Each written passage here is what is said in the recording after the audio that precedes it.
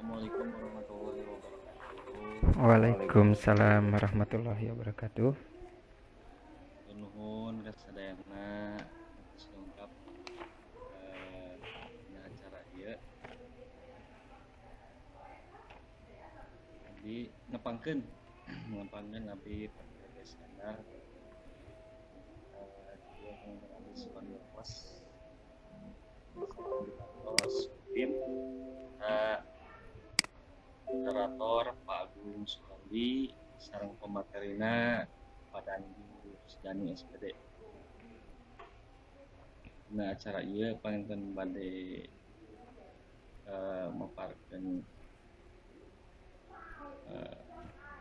Pak Dandi. Mangga. Pak Dandi, mohon Ya, hadir materi nate tentang pentingnya Kewargaan digital, Pak. kewargaan digital. Ya, mohon. Salajengna panginten abdi nyerahkeun ka Pak Agung Sukandi selaku moderator. Mangga di kawitan. Siap, terima kasih Pak Yoga. Assalamualaikum warahmatullahi wabarakatuh. Waalaikumsalam warahmatullahi wabarakatuh. Alhamdulillah pada sesi kali ini kita bertemu kembali dengan tim yang berbeda pula, tapi dengan saya kembali. Jadi jangan bosan kalau saya lagi. Ya Bapak Ibu ya. Pada sesi kali ini pembahasan topik kita sebelum nantinya saya menjelaskan siapa narasumber, kemudian hostnya.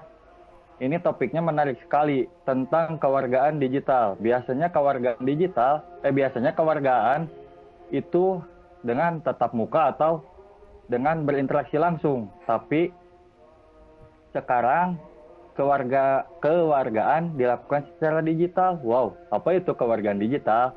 Mari kita simak setelah saya menjelaskan siapa narasumber untuk sesi kali ini. Ya. Baik, untuk narasumber sesi kali ini adalah Pak Dandi Rusdani SPD. Beliau merupakan guru TITL dan komputer di SMK Cendekia Batu Jajar. Kemudian juga beliau beralamat di Kampung Cicangkuang nomor 31 RT 3 RW 8 Desa Giri Asih Kecamatan Batu Jajar.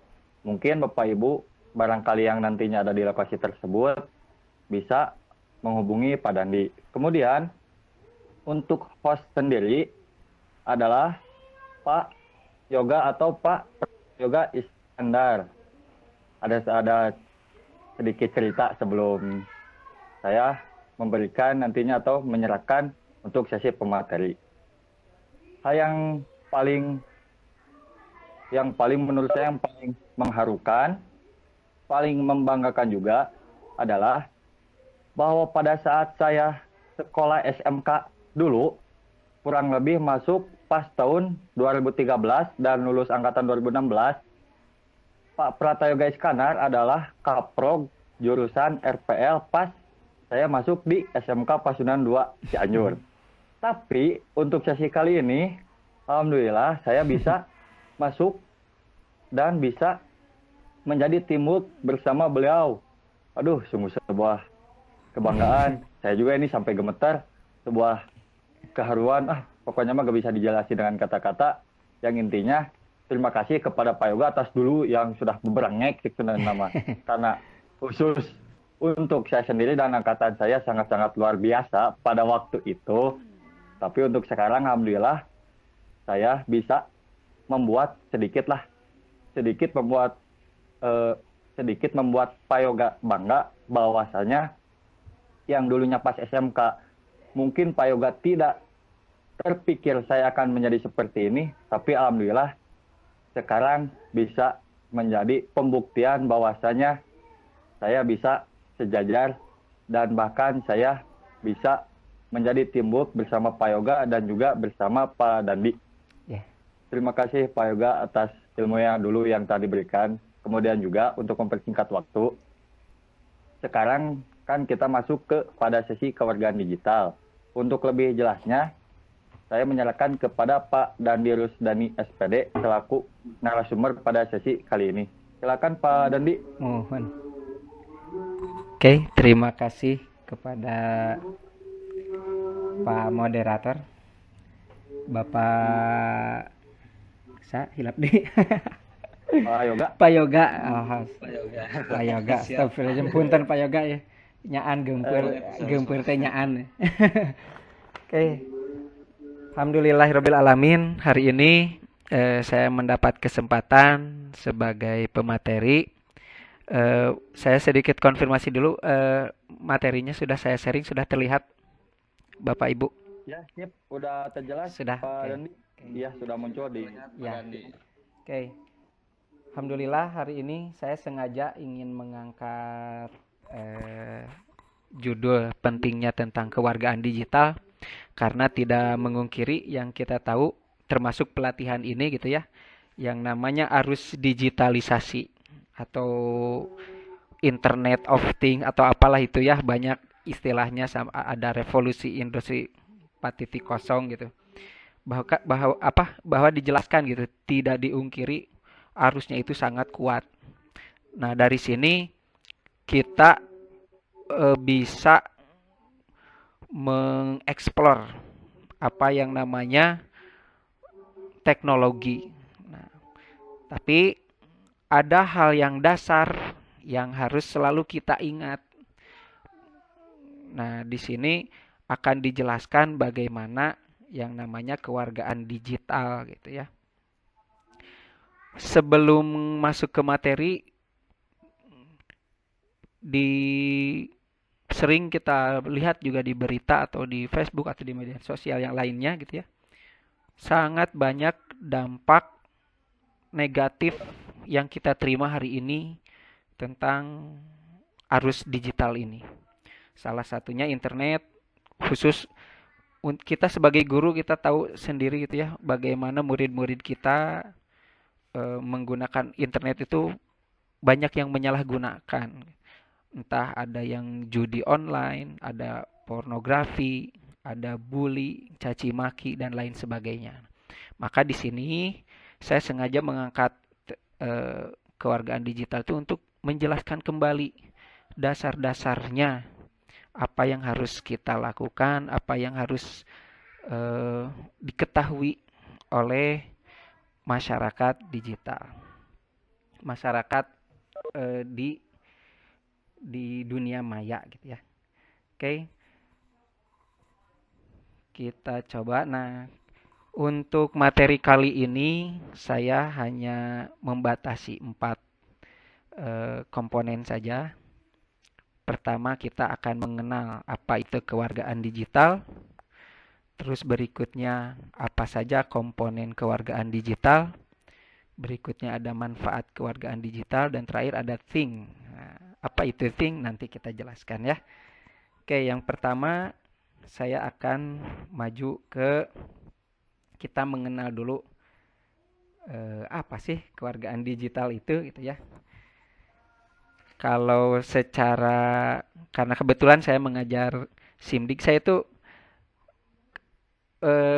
apa ya, boleh cerita dulu ya. Saya itu ya, sebetulnya saya itu guru listrik, tapi dapat amanah juga jadi guru komputer. Jadi mungkin di sini ada yang sarjana komputer. Waduh, itu sebetulnya lebih ahli gitu dibanding saya gitu ya. Tapi jadi kalau ada kurang dari saya, kita sinergi saja ya Pak ya. Kita berbagi ilmu saja di sini ya, kita saling di sini ya. Nah, di sini apa sih? Ya, saling. Kita sama-sama belajar Pak ya. Nah, di sini apa sih kewargaan digital itu? Nah, yang saya temukan di beberapa sumber, kewargaan digital itu adalah sebuah konsep yang dapat digunakan untuk memberikan pengetahuan mengenai penggunaan teknologi dunia maya dengan baik dan benar gitu ya. Terus apa yang dimaksud dengan warga digitalnya? Di sini kan ada kata warga digital gitu kan. Kalau warga digital ya sudah jelas ya, orangnya gitu, orang yang sadar akan hal yang baik dan buruk, menunjukkan kecerdasan perilaku teknologi. Nah, jadi lebih ke orangnya gitu. Dan bisa membuat pilihan yang tepat saat menggunakan teknologi gitu ya. Itu yang dimaksud dengan kewargaan digital. Dan perlu diketahui kewargaan digital ini kalau menurut saya itu lebih luas dibandingkan dengan warga di suatu negara. Kalau di suatu negara, kita negara masing-masing punya aturan ya, punya undang-undang atau punya aturan lain lah. Kalau di warga digital ini sangat global, makanya kita harus sangat benar-benar bisa menggunakan teknologi ini dengan baik dan jangan sampai terpengaruh dengan hal-hal yang buruk. Berikutnya kita masuk ke komponen kewargaan digital. Menurut kita, oh ya, sebelumnya saya batasi dulu, memang kita kan sebagai guru ya, kita fokuskan dulu komponen kewargaan digital dibagi menjadi 3 bagian ini, kita khususkan dulu untuk siswa kita, gitu ya. Walaupun sebetulnya berlaku juga untuk masyarakat umum.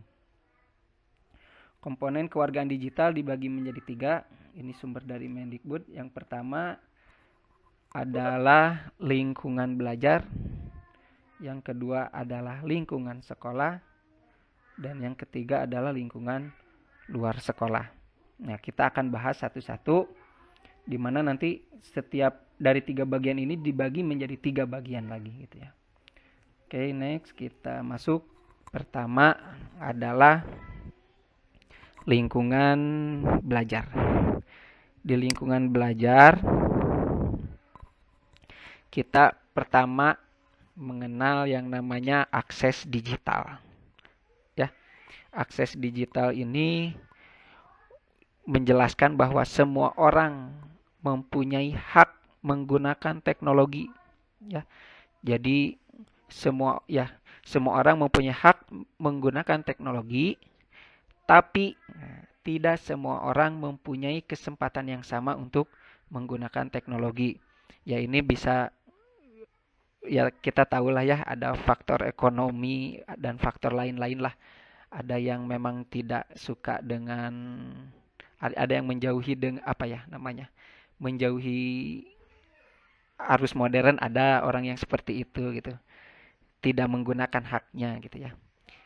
Itu mengenai hak menggunakan teknologi. Jadi akses digital itu adalah hak, kita mempunyai hak yang sama untuk mengakses terutama sekarang internet ya. Berikutnya sebentar.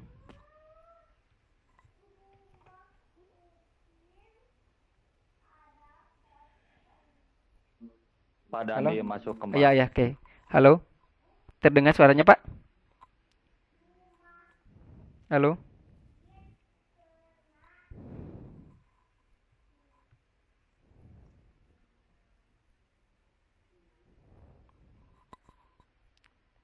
Halo, assalamualaikum.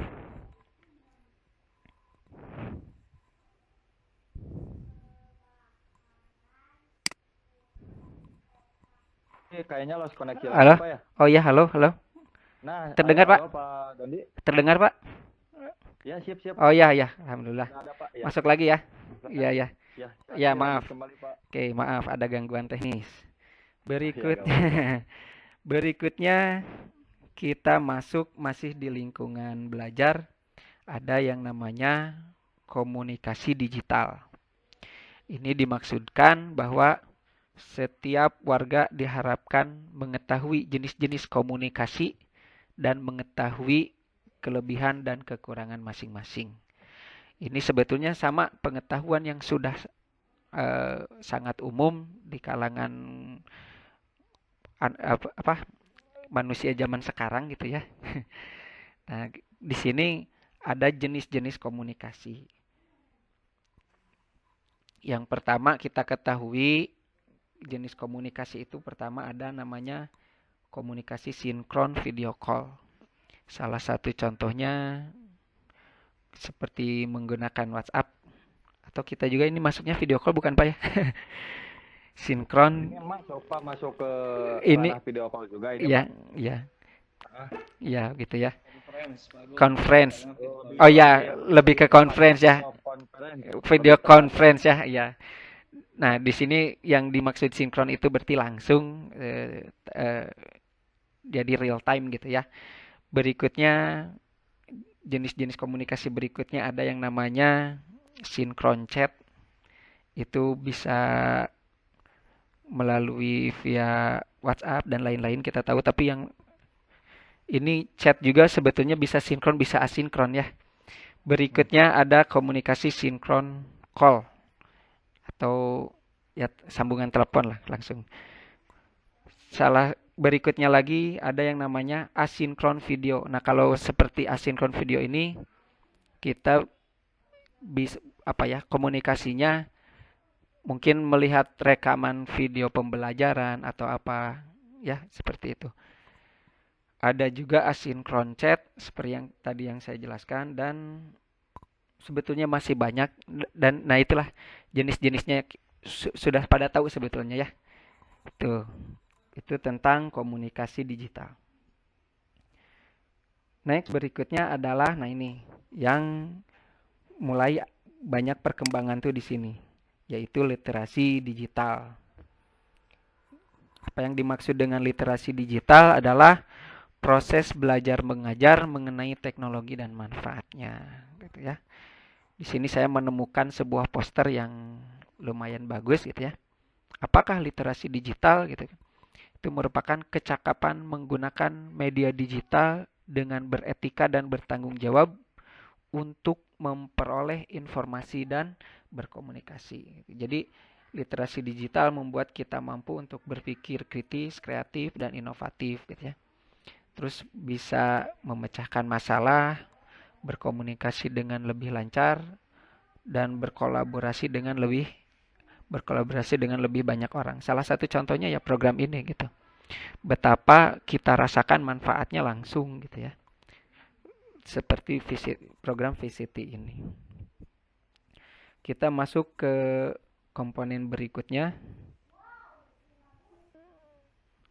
adalah kita masuk ke lingkungan sekolah. Nah, kita sebagai guru kita harus mengetahui apa itu yang namanya hak digital. Di sini ada pengertian setiap warga mempunyai hak privasi, kebebasan berbicara, dan mengungkapkan pendapat. Juga mempunyai kewajiban. Nah, jadi walaupun ini judulnya hak, tapi tetap ada kewajiban ya. Juga mempunyai kewajiban yang harus dipenuhi oleh setiap warga digital, yaitu membantu pemanfaatan teknologi dan mengikuti aturan yang berlaku. Ya.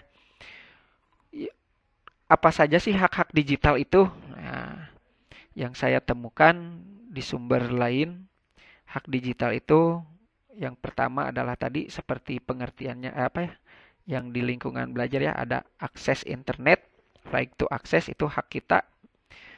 Yang berikutnya hak untuk berekspresi. Dan berikutnya yang terakhir adalah hak atas rasa aman. Nah, kita harus mengenali hak-hak seperti itu. Karena ini dasar untuk kedepannya kita menggunakan teknologi, gitu ya. Jadi saya ulangi, hak digital itu ada 3. Pertama, hak akses internet.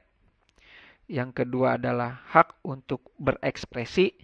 Dan berikutnya adalah hak atas rasa aman. Nah, jadi itu kita harus benar-benar memahami itu. Karena itu sangat penting menurut saya gitu ya. Berikutnya, nah nyambung dari hak ada yang namanya etiket digital gitu ya. Ini dibuat dengan tujuan untuk menjaga perasaan dan kenyamanan pengguna lain. Kita juga harus mengajarkan setiap pengguna teknologi digital untuk bertanggung jawab dalam pemanfaatan teknologi sehingga tidak mengganggu kenyamanan dan perasaan orang lain. Nah, ini yang saya sangat sorot sekarang itu. Saya kebetulan gitu ya pengguna Facebook dan media sosial lainnya. Sekarang itu ini yang banyak dilanggar gitu ya. Dengan mudahnya eh, saya tidak saya tidak memposisikan pemerintah atau oposisi gitu ya, tapi saya melihat sendiri gitu bagaimana rakyat ada yang mencaci pemimpinnya, terus di sisi lain kadang ada juga ungkapan-ungkapan pemimpin yang menyakiti hati rakyat gitu ya. Nah, itu penyadaran etika-etika seperti ini itu saya rasa sudah hilang gitu. Bahkan kalau digali lagi kita budayanya adalah budaya timur yang sangat menjunjung apa namanya sopan santun, tata krama gitu. Sekarang itu sudah mulai hilang gitu. Ya jadi apa ya?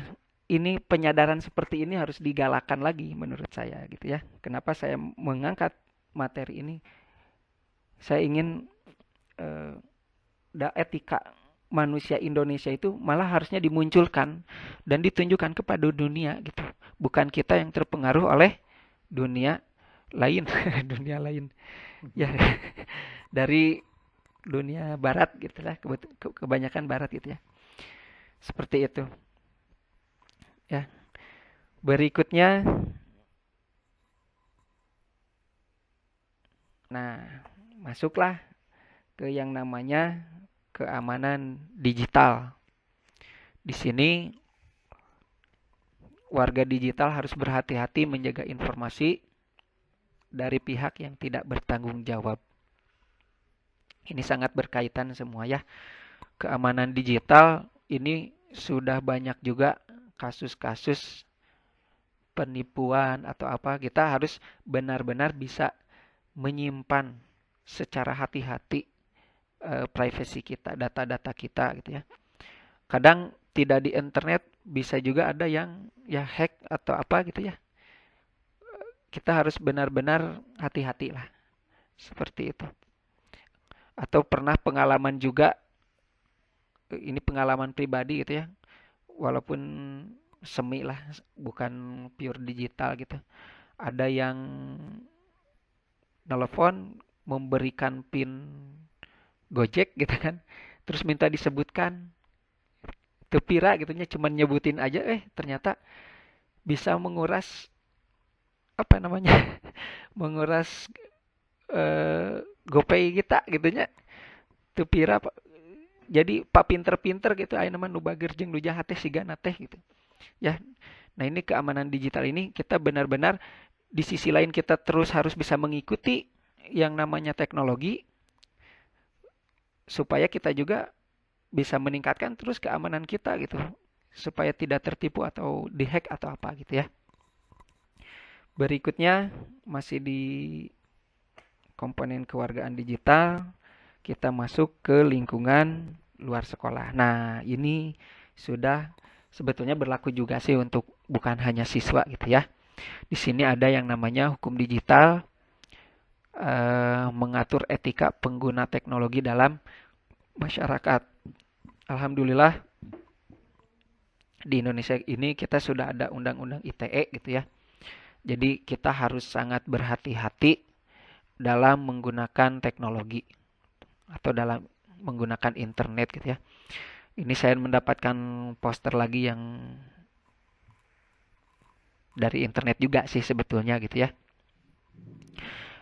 Bahwa kita bisa terjerat oleh hukum, salah satu contohnya ya melanggar kesusilaan yaitu mungkin konten pornografi gitu ya.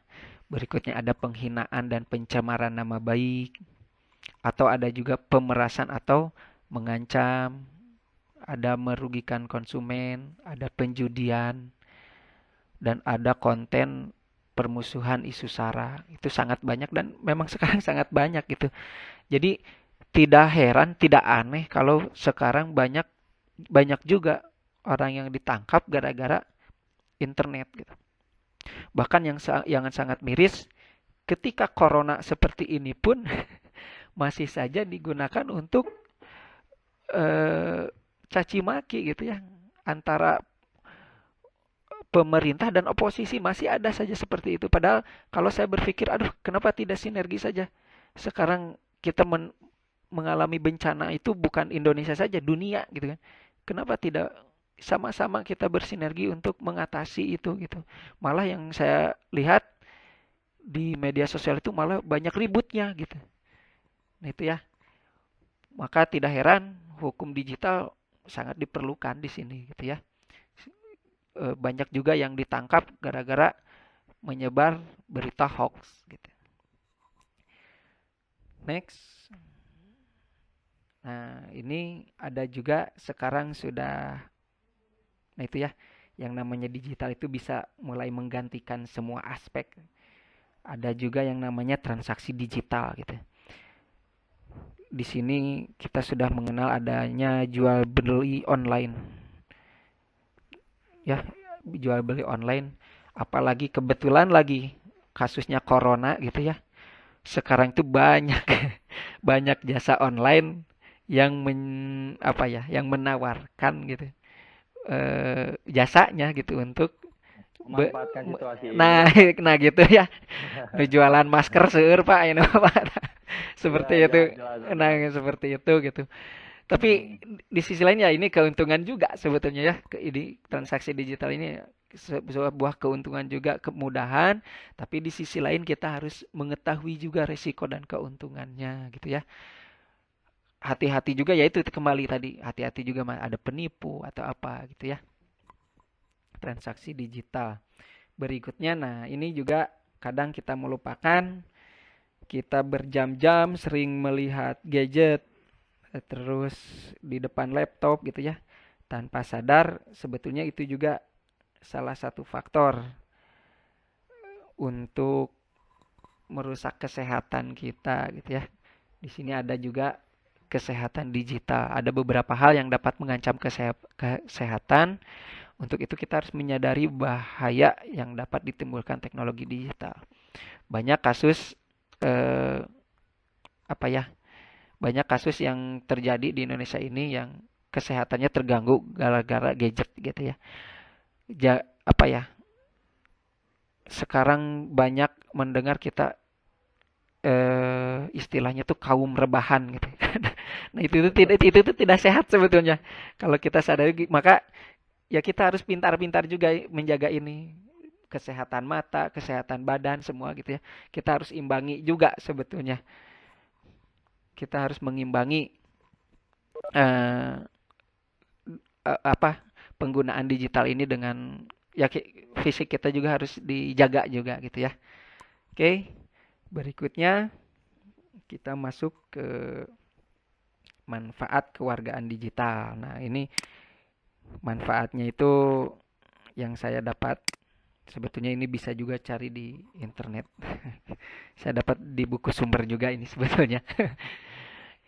Manfaatnya yaitu kita kita bisa memiliki pengetahuan dan kemampuan untuk mengoperasikan IT ya itu terbalik ya.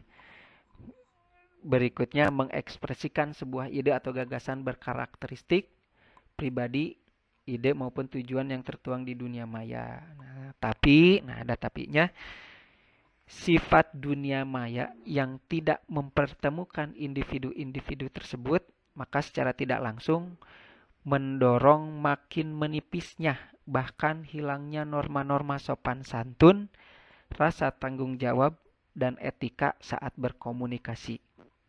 Untuk mengantisipasi hal itu, maka memang diperlukanlah pemahaman tentang kewargaan digital gitu ya. Saya lihat materi-materi sebelum saya ini yang face itu sudah sangat banyak yang luar biasa sebetulnya. Tapi saya sengaja ngambil ke dasar lagi nih untuk kita sama-sama mengingatkan lah. Saya juga bukan makhluk sempurna gitunya, bukan manusia sempurna. Kadang saya juga aya gitunya yang namanya emosi atau apa gitu itu ya manusia lah adanya begini, tapi di sinilah ya saya mengingatkan lagi yang seperti ini kita harus ada penyadaran lagi gitu, harus ada penyadaran yang berulang-ulang dan terus menerus gitu ya. Ketika kita berbicara seperti ini sebetulnya kadang emosi kita juga tidak tersampaikan dengan sempurna gitu ya. Entah sebetulnya saya ini misal gitu ya, saya sebetulnya punya masalah tapi karena misal ini mah ya, eh, tapi karena saya ada tugas, saya menjelaskan, tapi emosinya kan tidak sampai gitu kan. Itu salah satu contoh saja gitu ya. Jadi eh, beginilah gitu warga sebagai warga dunia maya gitu. Ada ada sesuatu yang tidak tersampaikan seperti halnya kita berbicara langsung. Nah ya, dan ini terakhir mungkin kita akan mengenal yang namanya tadi itu, sebentar.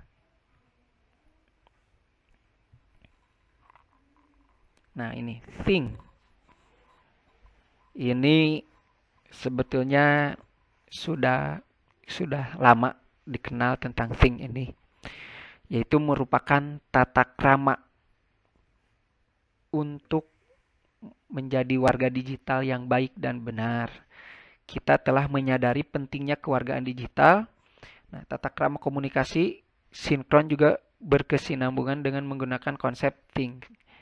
Ya, apalagi kita adalah pengguna, orang-orang zaman sekarang kan kita banyak yang menggunakan media sosial gitu. Apa itu think? Nah, itu sebetulnya singkatannya. Singkatannya yang T itu is it true? Nah, benarkah gitu kan? Jadi sebelum kita share segala sesuatu yang didapat dari media sosial atau dari sumber lain gitu, sebelum kita sharing, kita pertanyakan dulu, benarkah itu gitu? Apakah hoax atau beneran gitu kan ya, seperti itu. Yang kedua, is it helpful? Mun bahasa Indonesia namanya menyakitkan tuh gitu kan, menyakitkan perasaan orang lain tuh atau menolong tidak gitu kan. Seperti itu. Ada yang ketiga, is it inspiring atau ilegal? Berin, apa ya? Ilegal tuh ya teh gitunya. Atau menginspirasi tidak gitu kan. Berikutnya, is it necessary? Pentingkah apa yang kita sharing itu? Dan terakhir adalah is it kind? Santunkah? Nah, itu ya. Jadi thing ini eh, simple gitu ya, tapi harus selalu kita ingat gitu. Semuanya itu benarkah, menyakitkankah, ilegalkah, atau menginspirasikah gitu. Pentingkah atau, dan terakhir apakah santunkah gitu ya. Jadi kita berpikirnya lebih ke kemanfaatan gitu ya. Kemanfaatan dari teknologi ini. Begitu panginten Pak Moderator, yang saya sampaikan memang tidak banyak, tapi mudah-mudahan dengan materi ini kita bisa saling mengingatkan lagi, kita bisa saling lah ya. Kalaupun misalnya nanti ada kekurangan di materi ini, ayo kita saling menambahkan juga, mangga gitu. Ya, begitu. Hatur nuhun, mangga kalau kita berdiskusi atau ada pertanyaan, silahkan Baik, berkembalikan ke moderator. baik. Terima kasih kepada Pak Dandi atas paparan materinya. Sangat super sekali ya. Berarti ini merupakan adalah pengetahuan dasar bagi Iya. kita juga, supaya kita lebih kerennya mah bijak dalam menggunakan dunia digital. Apalagi yang sekarang arus informasi pada era saat ini, khususnya pada digitalisasi, Gusti, wah sudah tidak terbendung lah Nah, gitu. itu. Jangankan anak-anak remaja, bahkan anak-anak pun sekarang sudah bisa mengakses apa itu dunia digitalisasi. Ya. Baik, sekarang kita akan masuk kepada sesi tanya jawab. Dipersilakan kepada Bapak Ibu partisipan, apabila ada yang ingin ditanyakan kepada Pak Dandi, silakan di on-kan mic-nya atau raise hand. Silakan Bapak Ibu. Halo Bu. Silakan. Assalamualaikum warahmatullahi wabarakatuh. Waalaikumsalam. Bagus sekali ya materi dari Pak Dandi. Ini merupakan pengingat gitu buat saya pribadi terutama gitu ya. Yang ingin saya diskusikan kepada ya semua ini mah ya. Ya, semua. Ya Bapak maksudnya. Gimana ya Pak untuk gimana ya? Kan kita teh dikasih semua apa ya? segala macam panca indera kita ada 5 ya. Ya. Nah, kemudian mana sih Pak yang lebih kita kedepankan di antara mata, telinga, dan mulut Pak? Maksudnya untuk ini keluargaan ini gitu Pak. Jadi di ininya gitu ya ke situnya. Mengingat gitu karena keluargaan teh kan di internet itu kita bukan ke mulut sama ke mata lagi Pak, tapi ke tangan gitu ya. Iya, iya. Jadi mau ngetik teh jadi bukan mulut tapi tangan. Jadi Iya, mungkin betul. telinga, mata, dan tangan berarti ya Pak ya kalau kayak gitu. Iya. Jadi mana Pak gitu? Apakah kita harus lebih banyak membaca, mendengar, atau mengetik gitu Pak? Ya. Gitu. Itu aja Baik, mungkin terima, yang diskusikan dari saya. terima kasih atas pertanyaannya kepada Bu Mita. Mau langsung dijawab Pak Dandi atau gimana? Soalnya di kolom chat ada yang bertanya juga. Di Assalamualaikum katanya. Ya, di kolom chat saya mau bertanya, bagaimana cara cek berita hoax atau asli? Berarti barangkali dijawab satu persatu atau gimana Pak Ya. Ujang? Atau mau disangkut pautkan dari kedua pertanyaan tersebut? boleh disangkutkan gitu. Ya, mangga Pak Dandi. Ya, tadi pertanyaan pertama itu adalah apa yang didahulukan ya dari panca indera kita dalam menggunakan digital ya apa ya gadget lah ya kita mengakses teknologi gitu. Kalau saya pribadi eh,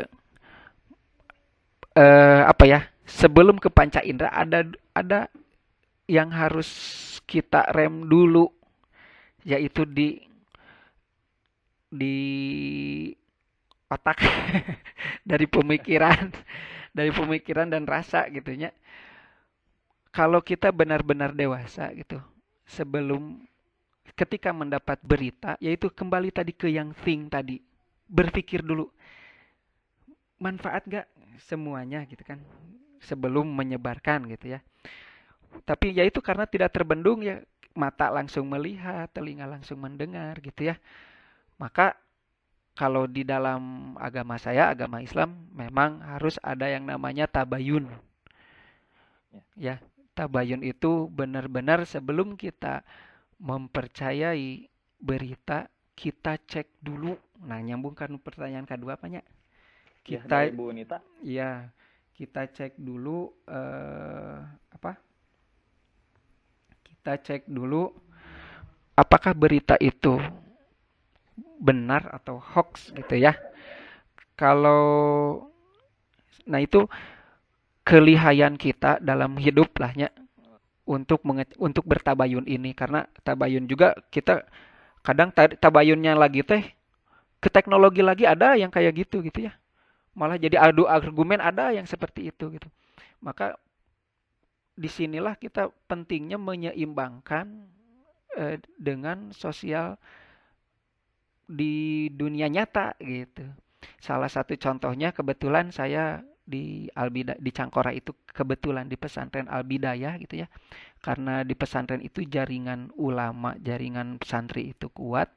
Ketika ada berita, salah satu contohnya yang saya pernah dengar gitu ya. Dulu tentang Suriah.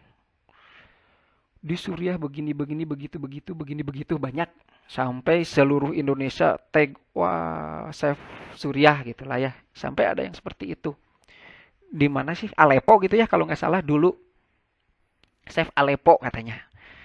Nah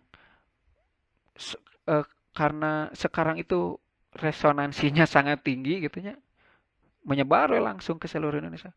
Nah ada kalau di tradisi pesantren itu kalau saya gitu ya karena jaringan ulama itu saling karena ada wadahnya gitu ya karena ada wadahnya organisasi komunikasi itu secara langsung berjalan sampai akhirnya ada yang santri yang kebetulan sedang kuliah S2 di Aleppo kebetulan kok di Indonesia save Aleppo nah ya banyak tapi di Aleppo-nya sebenarnya tidak terjadi apa-apa.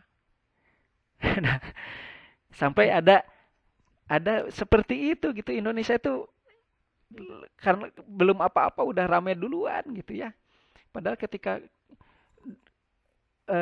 ditelusuri lagi secara runut gitu, ditabayunaan lah nyeun secara ya mah. Ah, ternyata tidak, ternyata itu memang propaganda gitu supaya memang ada satu dalang yang ingin ribut gitu kan. Seperti itu. Terus untuk kalau di cross kalau secara internet gitu ya, kita bisa cross check sumber beritanya. Biasanya apa ya Pak? Lupa lagi saya kalau mengecek sumber berita teh. Ada. Untuk ini juga Pak, untuk menanggulangi tadi yang pertanyaan Bu, paling saya akan menjawab pertanyaan yang Iya, pertama dulu dari Bu Mita, Bu Mita. menambahkan Pak ya, Iya. pada saat ini panca indera yang mana sih yang utamakan terlebih dahulu ketika kita menyikapi sebuah era digitalisasi. Iya. Sangat susah juga ya ketika misalnya Siap. kita berbicara tentang panca indera untuk Bapak dan Ibu juga, mengingat semua panca indera juga bisa menyakitkan atau bisa membuat bumerang bagi kita sendiri apabila kita dalam menyikapi sebuah permasalahan tersebut dengan tidak hati-hati. Iya. Contohnya kalau misalnya pada zaman dulu kan kita sering dengar istilah mulutmu harimaumu. Nah, itu Tapi kalau betul. untuk zaman sekarang itu sudah terbalik. Jempolmu harimaumu. Mau. Tapi lah jempol dua tapi bisa jadi harimau. Tak gitu. Nah, dari itu juga bahkan kita bisa menelah kembali, ternyata pada era digitalisasi kita sudah sulit untuk membendung, bahkan kita sulit untuk menahan apa yang ingin kita tahan. Misal, lihat di kita gak sengaja lagi bersosmed, misal taruhlah Facebook, gak sengaja lihat tadinya pengen lihat informasi tentang misalnya pendidikan, informasi tentang perkembangan Indonesia, ternyata di balik itu kita melihat ada komentar saling caci maki. Nah, itu. Otomatis misalnya kita merasa gak enak, ya ikutan nimbrung. Nah, karena ada jarak oleh digital berupa platform media sosial, jadi apa yang kita pikirkan, apa yang kita utarakan dititik beratkan kepada panca indera, khususnya tangan. Jadi alangkah baiknya sebisa mungkin untuk misalnya permasalahan mana sih panca indera yang harus lebih ditahan, kalau bisa semuanya, dan kita juga harus menyikapinya dengan tenang, jangan terburu-buru. Nah, itu. Istilahnya mah lebih baik jangan terlalu jauh ikut campur urusan orang lain daripada nantinya malah bumerang bagi kita sendiri. Kemudian juga untuk yang pertanyaan kedua, izin menambahkannya Pak Dandi ya. Iya. Pertanyaan dari Bu Mangga. Nita Mangga, juga. saya Pak. Bagaimana sih cara menentukan atau ciri-ciri berita hoax atau tidak? Ini sangat sulit sekali ya Bapak Ibu untuk membedakan mana yang berita hoax, mana yang bukan. Mengingat semua orang juga misalnya kalau ingin mengirim sebuah berita hoax, rata-rata semua orang pasti sudah bisa mengenal dunia editing, meskipun itu asal-asalan. Misal main crop atau main potong, sebar, dia kirimkan berita bohong. Jadi untuk membedakan berita yang asli atau yang hoax itu sangat susah sekali. Bahkan sebuah platform pun atau sebuah situs yang sering dipakai misalnya dalam pemberitaan pun sesekali mereka sering melakukan blunder. Blunder dalam artian memberikan berita yang hoax.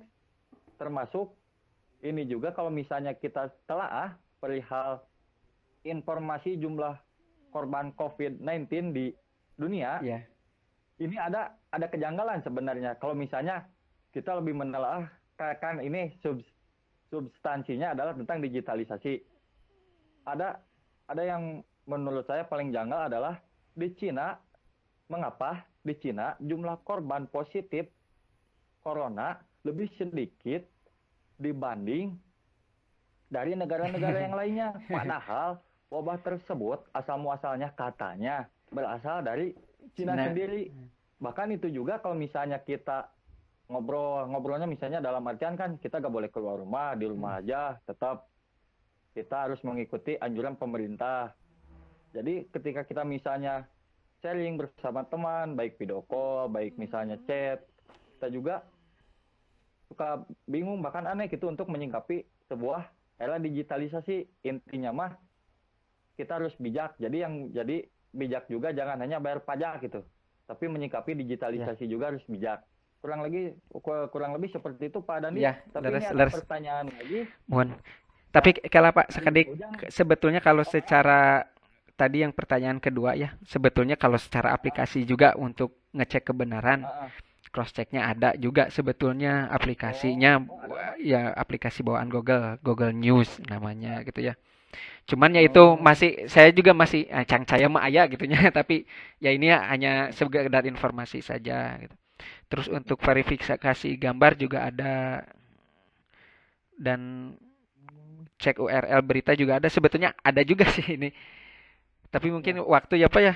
Kita soalnya Tapi nyambung masih cukup masih kok Pak, cukup. 13 menit lagi kurang lebih ya. Ya, Ini dari partisipan ada ya. yang ingin interupsi katanya. Atau ya sok interupsi aja langsung lah. Yang lain dulu aja Pak. Bisi Oh, ya ya ya. Pak Ujang silakan. Iya, terima kasih yang terhormat Bapak Moderator atas waktunya. Ya Pak. Yang kami hormati Bapak narasumber. Begini, ingin saya tanyakan kepada narasumber, Mangga mangga. bagaimana Pak ketika kita menjadi warga digital? Iya.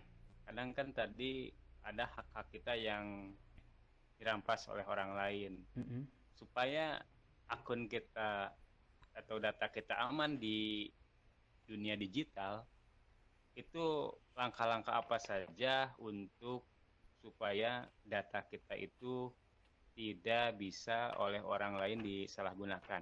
Terima kasih, Pak. Ya, terima kasih.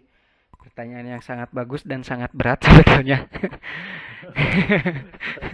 Ini kalau kalau tapi saya menjawabnya atas pengalaman pribadi, Pak ya. Memang ini hati-hatinya sebetulnya malah bukan masalah di digitalnya saja gitu ya, tapi masalah Ya. SDM-nya kitanya gitu. Di sisi lain kita hati-hati betul-betul menjaga apa rahasia kita tidak diberikan kepada orang lain, saudara atau ke siapapun. Ada juga peningkatan sumber daya manusianya, kitanya sendiri belajar harus terus Pak, tidak berhenti gitu. Karena ya tadi yang saya ceritakan, Pak pinter-pinter jeung nu jahat gitu kan. Seperti itu gitu. Karena Ya. orang Indonesia mah kerennya itu ngulik Pak. Ya, benar Pak, benar. Ngulik pisan. Ketika kita sudah merasa aman gitu ya, ada we yang baru teh gitu. Modus Ya. penipuan yang baru, selalu ada yang baru. Maka jawabannya yaitu kalau saya pribadi, ini pengalaman saya pribadi, memang sumber daya manusianya kitanya sendiri kita harus meningkatkan gitu. Sekarang literasi digital sangat terbuka lebar, kita sangat bisa belajar sangat banyak gitu. Nah, itu manfaatkan sebaik-baiknya untuk meningkatkan kapasitas kita di kemampuan digitalisasi seperti itu. Di sisi lain tadi kita betul-betul harus hati-hati, kita ke teman itu jangan memberikan PIN atau apa, jangan sampai gitu. Kode kalau telepon misalnya gadget itu ada kuncinya. Kalau saya sarankan jangan diberikan, jangan diberitahu gitu. Walaupun kadang darurat, iya naon kuncina, oh nya laku abi weh, menikah lebih baik seperti itu. Karena kita tidak tahu, kadang teman kita juga bisa jadi jahat Pak. Seperti itu. Soalnya saya ngalami sendiri itu. Seperti itu gitu ya. Ya, berikutnya. Izin menambahkan juga Pak Mangga, untuk mangga. pertanyaan Pak Ujang. Mangga Pak. Sebenarnya banyak juga antisipasi atau tips bahkan trik agar kita bisa tetap selamat dalam berselancar di dunia maya atau dunia digitalisasi. Salah satunya ya tadi sudah dijelaskan Pak Dandi. Misalnya akun jangan sembarangan dikasih kepada orang lain. Ya. Jangan pernah memposting identitas diri. Nah, itu. Apalagi yang berbau kontroversial gitu, misal kita posting KTP asal-asalan, foto KTP, padahal kan di sana data sangat autentik gitu, apalagi selevel KTP. Kemudian juga antisipasi yang lain agar misalnya kita tetap tenang dalam berselancar di dunia maya atau digitalisasi, jangan pernah kita mengklik sebuah tautan atau sebuah informasi yang menurut kita janggal.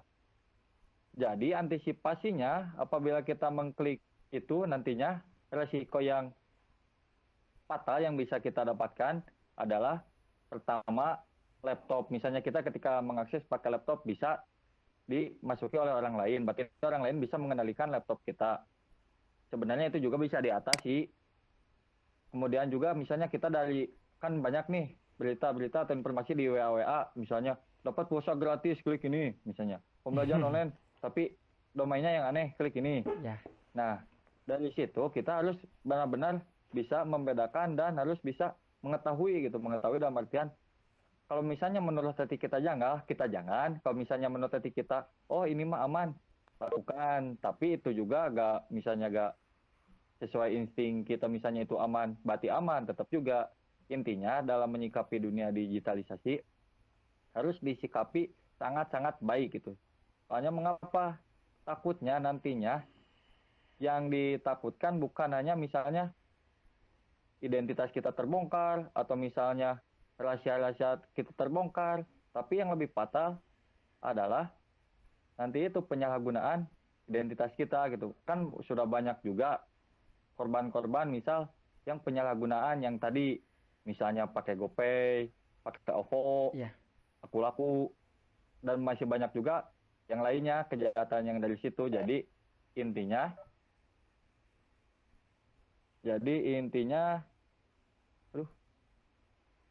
jadi halo, suara saya masih ada gak? Masih ada. Masih ada Pak. Oh ya, barusan kepencet jadi gak kelihatan ya. Jadi intinya dalam menyikapi dunia digitalisasi ini berhati-hatilah dan bijaklah dalam Iya. menggunakan digitalisasi. Iya. Seperti itu Pak Dandi. Ya, leres Pak. Hatur nuhun pisan terus ditambihan. Ya, Bu. Sama. Ada pertanyaan lagi yang lain, kita bisalah menampung satu pertanyaan lagi. Boleh. Ada yang ingin ditanyakan kepada Bapak Ibu? Waktunya 7 menit lagi. 7 menit, 6 menit lagi. Ya. Oh ya. Dan atau mau atau cukup lah ya. tutup aja Pak Dandi. Ya ditutup aja lah ya Pak ya.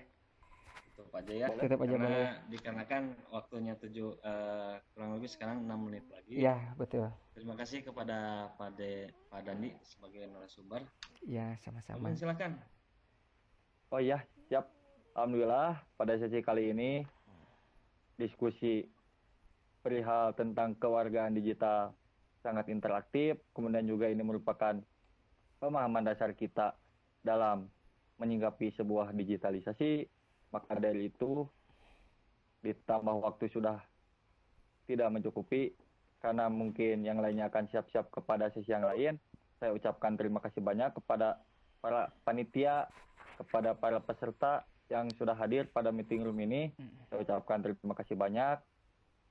Saya cukupkan sekian, saya tutup. Wassalamualaikum warahmatullahi wabarakatuh.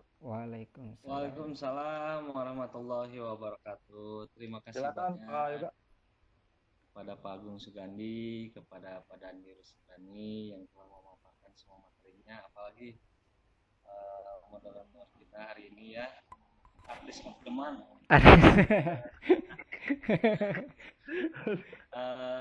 Tidak lupa juga saya ucapkan banyak-banyak terima kasih kepada rekan-rekan yang sudah hadir malam ini, kepada partisipan malam ini.